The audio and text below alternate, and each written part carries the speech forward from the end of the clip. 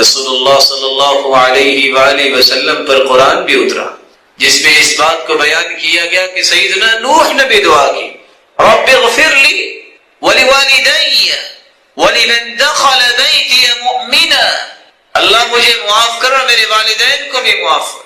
اور ابراہیم علیہ السلام کا جہاں قصہ بیان ہوا ہے وہاں بھی دعا سکھائی گئی ہے، ربنا اغفر لی ولوالدی وللمؤمنین والمؤمنات، اے ہمارے رب مجھے بھی معاف کر دے اور میرے والدین کو بھی معاف کر دے۔ والذین آمنوا واتبعتهم ذریتهم بإیمان الحقنا بهم ذریتهم وما ألتناهم من عملهم من شیء، یہ خوشخبری ہے اللہ کی طرف سے۔ وہ لوگ جو ایمان والے ہیں اگر ان کی اولادوں میں کمی کوتاہی ہوگی قیامت کے دن بلند درجات پہ والدین ہوں گے تو اللہ اولاد کو بھی ان بلند درجات لے جائیں گے، اور اگر اولاد کے درجات بلند ہیں تو مفسرین لکھتے ہیں اللہ محروم نہیں کریں گے، والدین کو جنت میں اکٹھے ہی فرمائیں۔ ہم میں سے کتنے لوگ ہیں جو روزانہ اپنے والدین کے لیے دعا کرتے ہیں؟ ایک شخص نے آ کے سوال کیا کہ مجھے بتائیے میں نیک ہوں کہ نہیں؟ کہا یہ تو اللہ ہی جانتا ہے۔ کہا میں نے آپ سے پوچھنا ہے، آپ کے پاس بڑا علم ہے۔ کہا علم کے ساتھ اس کا کیا تعلق؟ یہ تو اللہ جانتا ہے کون ہے۔ جب اس نے اصرار کیا تو کہا پھر ایک سوال کا جواب دے دو، میں بھی آپ کو بتا دوں۔ کیا سوال کیجیے؟ بتاؤ اپنے والدین کی دعا کرتے ہو؟ کہاں دعا کرتا ہوں۔ کہا پھر تم نیک ہو۔ کہا وہ کیسے؟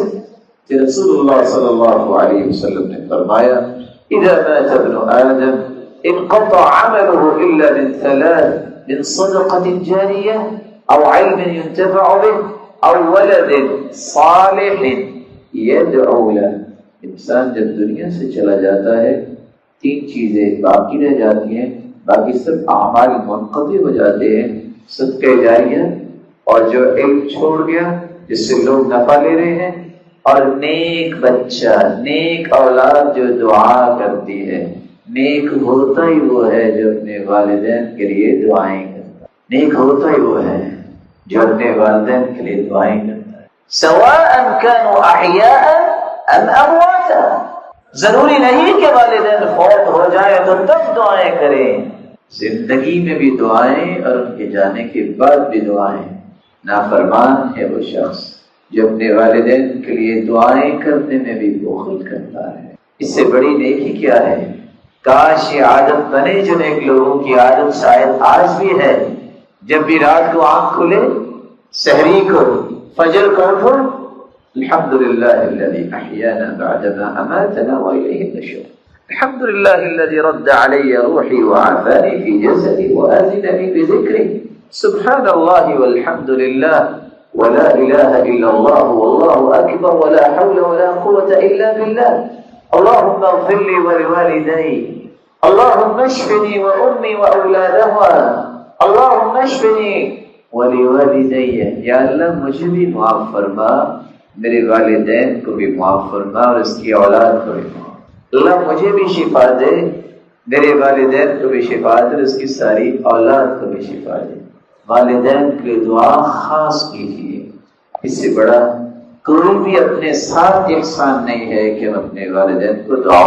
عبد الرحمن ابن ابی لیلہ جب کعب ابن عجرہ رضی اللہ تعالی عنہ سے انہوں نے ملاقات کی تو رسول اللہ صلی اللہ علیہ وسلم کے صحابی کہتے ہیں میں تمہیں تحفہ نہ دوں؟ صحیح بخاری کی 3370 نمبر روایت میں جو درود آیا ہے وہ درود یہ ہے، اللہم صل علی محمد وعلی آل محمد كما صليت على إبراهيم وعلى آل إبراهيم إنك حميد مجيد، اللهم بارك على محمد وعلى آل محمد كما باركت على إبراهيم وعلى آل إبراهيم إنك حميد مجيد۔ اسی کو درود ابراہیمی بھی کہتے ہیں، اور یہی وہ درود ہے جو ہر روز ہر نماز میں ہم پڑھا کرتے ہیں۔ درود کے الفاظ آپ یوں بھی ادا کر سکتے ہیں، اللہم صل علی محمد النبی الامی وعلى آل محمد كما صليت على آل إبراهيم وبارك على محمد النبي الأمي كما باركت على آل إبراهيم في العالمين إنك حميد مجيد. تیسرا درود جو آپ پڑھ سکتے ہیں، ابو سعید خدری رضی اللہ تعالی عنہ روایت کے راوی ہیں اور یہ صحیح بخاری کی روایت ہے. اللہ کے رسول نے یہ الفاظ سکھائے، اللہم صل علی محمد عبدک ورسولک كما صليت على آل إبراهيم وبارك على محمد عبدك ورسولك وعلى آل محمد كما باركت على إبراهيم وعلى آل إبراهيم إنك حميد مجيد. چوتھا درود جو آپ پڑھ سکتے ہیں، جو رسول اللہ صلی اللہ علیہ وسلم نے صحابہ کرام کو سکھایا. ابو حمید السعدی اس روایت کے راوی ہیں جو صحیح بخاری میں 3399 نمبر روایت ہے. آپ نے فرمایا تم یوں کہا کرو، اللہم صلی علی محمد وازواجہ وذریتہ کما صلیت علی آل ابراہیم وبارک علی محمد وازواجہ وذریتہ کما بارکت علی آل ابراہیم انک حمید مجید. پانچواں طریقہ جو رسول اللہ صلی اللہ علیہ وسلم نے سکھایا، ابو ہریرہ رضی اللہ تعالی عنہ سے مروی ہے اور امام طحاوی نے اپنی کتاب میں اس کو نقل کیا ہے اور شیخ البانی رحمۃ اللہ علیہ صفۃ صلاۃ النبی میں اس کو نقل کر کے صحیح کہہ رہے ہیں، اللہم صل علی محمد وعلى آل محمد وبارك على محمد وعلى آل محمد كما صليت وباركت على إبراهيم وآل إبراهيم إنك حميد مجيد. چھٹا درود جو رسول اللہ صلی اللہ علیہ وسلم کے صحابی بیان کر رہے ہیں، جو مسند احمد کی روایت میں موجود ہے. اللہ کے رسول صلی اللہ علیہ وسلم نے جو صحابہ کو سکھایا، اللہم صل علی محمد وعلی اہل بیتہ وعلی ازواجہ وذریتہ کما صلیت علی آل ابراہیم انک حمید مجید وبارک علی محمد وعلی اہل بیتہ وعلی ازواجہ وذریتہ کما بارکت علی آل ابراہیم انک حمید مجید. ساتواں طریقہ جو صحیح بخاری کی ہی روایت ہے، رسول اللہ صلی اللہ علیہ وسلم پہ آپ درود پڑھنا چاہتے ہیں، ان کا نام آئے تو صلی اللہ علیہ وسلم کے الفاظ سے بھی آپ درود پڑھ سکتے ہیں. بلکہ ایک صحابیہ نے اللہ کے رسول سے سوال کر دیا کہ میرے لیے اور میرے خامند کے لیے آپ دعا کر دیجئے، تو اللہ کے رسول صلی اللہ علیہ وسلم نے اس کے لیے بھی فرمایا صلی اللہ علیہ وعلی زوجک، اللہ تجھ پر بھی اور تیرے خامند پر بھی اپنی رحمتوں کا نزول فرمائے. یہ وہ درود جو صحیح احادیث میں ہم تک پہنچا ہے. میرے معزز، میرے پیارے اور مکرم بھائیوں، وہ طریقہ جو رسول اللہ صلی اللہ علیہ وسلم نے سکھایا، اس طریقے کے مطابق کوئی عمل ہوگا تو وہ اللہ کے ہاں ہے قابل قبول.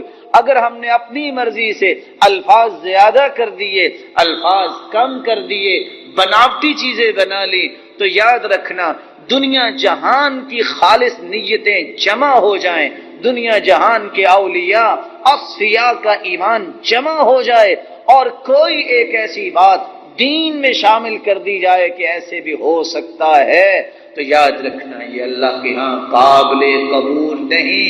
کیونکہ رسول اللہ صلی اللہ علیہ وسلم کا فرمان ہے من عمل عملا لیس علیہ امرنا فہو رد ای مردود. صحیح مسلم کی روایت ہے، کائنات کا کوئی شخص کوئی بھی بڑے سے بڑا عمل کرتا ہے، اگر ہمارے طریقے کے مطابق نہیں تو وہ اللہ کے ہاں قابل قبول نہیں. کہ کسی کا جسم بیمار ہے، جسمانی بیماریاں ہیں، تو علاج چاہتے ہو تو صدقہ کرو. داؤ مرضاکم بالصدقہ.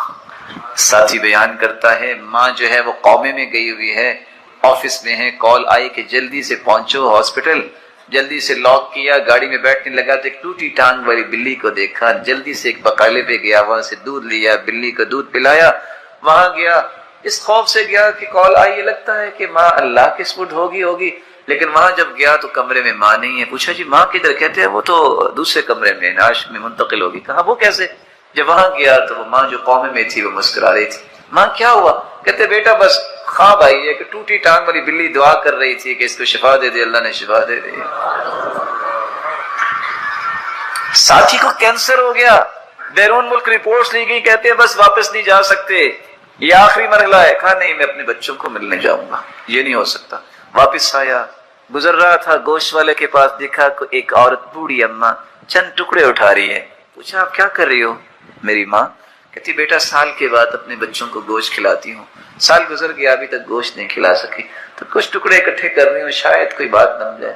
برداشت نہیں کر سکا، اس سے کہتا ہے آج کے بعد یہ عورت آئے پیسے مجھ سے لینا، اس کو گوشت دے دینا، اب بھی ہے تو کوئی دے دے۔ کہتے اب تو ایک پاؤزہ ہے، کہا یہ دے دو۔ وہ دے کے واپس آیا، کچھ دن رہا، واپس جب پہنچا بیرون ملک، فاجروا له الفحوصات الطبیہ، جب اس کی رپورٹس میڈیکل کی گئی تو واپس آ کے ڈاکٹر کہتے تم وہی ہو؟ کہتے جی وہی۔ کہتے کس ہاسپٹل میں رہے ہو؟ کہتے کسی بھی نہیں۔ دوبارہ کرواؤ، دوبارہ رپورٹیں کروائی، کہتے کینسر نام کی چیز ہی کو نہیں۔ جسمانی بیماریوں کا علاج اللہ نے صدقے میں رکھا ہے۔ اللہ عز و جلال آپ سب کو صحت والی زندگی دے۔ ہم نے ان آنکھوں سے دیکھا ہے ارض حجاز میں دوائی تو ہر بندہ ہی لیتا ہے، جب بھی کوئی مسئلہ بنے فٹ سے پہلے صدقہ کرتے ہیں، ہاسپٹل بعد میں جاتے ہیں۔ عادت بنو۔ پھر قلبی بیماریوں کا علاج بھی صدقہ ہے۔ ایک شخص آیا کہ اللہ کے سو دل بڑا پتھر ہے، فرمایا اس کو نرم کرنا چاہتے ہو؟ جی ہاں، اطعم المسکین وامسح رأس الیتیم، اور مسکینوں کو کھانا کھلایا کرو، یتیموں کی کفالت کرو، یہ دل نرم ہو جائے گا۔ بلکہ یہ صرف قلبی بیماریاں نہیں، جسمانی بیماریاں نہیں، یہ معاشرتی بیماریوں کا بھی علاج ہے۔ معاشرتی بیماری کیا ہے؟ چوری، کیا ہے؟ زنا، کیا ہے؟ بخل۔ حدیث میں آتا ہے ایک بندے نے کہا میں صدقہ کروں گا، صدقہ دے کے آیا، رات وہ کسی بدکار کو مل گیا، دے رہا تھا، دوسرے دن نکلا کسی چور کو دے بیٹھا، تیسرے دن نکلا کسی امیر کو دے بیٹھا۔ کہتا ہے یا اللہ تو نے جس کو دلا دیا، میں تو تیری رضا کے لیے دیتا تھا۔ جواب ملا میرے بندے پریشان نہ ہو، اما صدقتک فقد قبلت، تیرا صدقہ تینوں راتوں کا قبول ہو گیا ہے۔ وَلَعَلَّ الزَّانِيَةَ تَسْتَعِفُ بِهَا عَنْ زِنَاهَا، یہ زانیہ کچھ کھاتی پیتی تھی لیکن تیرا صدقے کا مال جب گیا ہے تو اس نے زندگی کے گناہوں سے توبہ کر لی ہے۔ یہ چور تو تھا، چوریاں کرتا، تیرا مال جو ہے خلوص نیت کے جب اس نے کھایا تو چوریوں سے توبہ طائب ہو گیا۔ یہ بندہ تھا امیر لیکن بخیل بڑا تھا، خرچ نہیں کچھ کرتا تھا، جس دن سے تیرا مال اس نے کھایا نا وہ بھی خرچ کرنا شروع ہو گیا۔ یہ معاشرتی بیماریوں کا بھی علاج ہے۔ بلکہ رسول اللہ صلی اللہ علیہ وسلم نے فرمایا یہ معاشرے کے ہر فتنے کا علاج ہے۔ فتنۃ الرجل فی اہلہ ومالہ ونفسہ وولدہ وجارہ، بندے کی جان میں فتنہ، اولاد میں فتنہ، بیوی میں فتنہ، گھر میں فتنہ، پڑوسی میں فتنہ، مال میں فتنہ، سارے فتنے کیسے دور ہوں گے؟ یکفرها الصیام والصلاۃ والصدقہ والامر بالمعروف والنہی عن المنکر، نماز پڑھو، روزہ رکھو، نیکی کا حکم کرو، برائی سے منع کرو، ساتھ صدقہ کرو۔ بلکہ اگر بری موت سے بچنا چاہتے ہو تو صدقہ کیا کرو۔ ان الصدقہ تطفئ الخطایا کما یطفئ الماء النار، جس طرح پانی سے آگ ختم ہو جاتی ہے، اللہ صدقے کی وجہ سے سارے گناہ معاف کر دیتا ہے۔ ساتھ یہ بھی فرمایا ان الصدقہ تطفئ غضب الرب، اللہ کے غصے کو ٹھنڈا کر دیتا ہے۔ وتدفع میتۃ السوء، بری موت سے صدقہ بچاتا ہے۔ اور انسان جب قبر میں چلا جاتا ہے، ان الصدقہ، صدقہ جو ہے انسان کی قبر کو ٹھنڈا کر دیتا ہے۔ اور جب قبر سے نکلے گا تو حدیث کہتی ہے ظل المؤمن یوم القیامت صدقۃ، جتنا انسان نے صدقہ کیا ہوگا یہ امبریلا، یہ چھتری، یہ مظلہ بن جائے گا۔ قبر سے نکل کے ساری دنیا دھوپ میں ہوگی، کیا حالت ہوگی اس وقت، کیسی ہولناکی ہوگی۔ وہ لوگ کہتے ہیں نا سوا نیزے پہ سورج ہوگا، یہ شخص جو ہے اپنے صدقے کے سائے تلے جا رہا ہوگا۔ اور حدیث کہتی ہے کہ 7 ایسے خوش نصیب ہیں جن کو عرش کا سایہ نصیب ہوگا، ان میں سے ایک وہ ہے وَرَجُلٌ تَصَدَّقَ بِصَدَقَةٍ فَأَخْفَاهَا حَتَّى لَا تَعْلَمَ شِمَالُهُ مَا تُنْفِقُ يَمِينُهُ، جس نے صدقہ کیا، خفیہ صدقہ، دائیں ہاتھ سے صدقہ کیا، اس کے بائیں ہاتھ کو بھی پتہ نہیں چلا، یہ اللہ کے عرش کے سائے تلے ہوگا۔ کوئی ہے جو بتائے کھجور کتنی مہنگی ہے؟ ایک کھجور اگر خریدنی ہو تو کتنے کی آئے گی؟ میں درخت نہیں کہہ رہا، کھجور 2-3 رہے گی، جیسا صاحب آپ کو بیچنی پڑیں گی پھر اتنے کی یہ آپ کو منگوا کے دینی پڑے گی اس مسجد کے لیے۔ اجوا کھجور بھی آپ ایک خریدے تو کتنی ہوگی؟ 5 روپے کی. لگتا ہے آپ کا کاروبار ماشاءاللہ اچھا ہے اجوا کھجور کا. آپ 20 روپے بھی لگا لیں. حدیث کہتی ہے من تصدق بعدل تمرہ، جو کھجور کے برابر صدقہ کرتا ہے. کس کے برابر؟ اگر اس بھائی پیارے بھائی کی بات مان لی جائے 5 روپے کی ایک کھجور آتی ہے تو 5 روپے بھی اللہ کی راہ میں دے دیے جائیں. تصدق بعدل تمرہ. بس اوقات وہ 5 روپے میں ڈالتا ہوں غلے میں، کبھی میں کسی انویلپ میں ڈال کے کچھ 10-20 کا نوٹ دے دیتا ہوں، کبھی میں کسی کپڑے میں ڈال دیتا ہوں، لیکن پتہ ہے جاتا کدھر ہے؟ فإن اللہ یأخذها بیمینہ، واللہ ذوالجلال کے دائیں ہاتھ میں جاتا ہے. ثم یربیها کما یربی احدکم فلوہ او فلوہ. پھر اللہ اس کو پالتے ہیں. قیامت کا دن ہوگا جب نیکیوں کا وزن ہو رہا ہوگا، ایک پہاڑ چلتا چلتا آئے گا.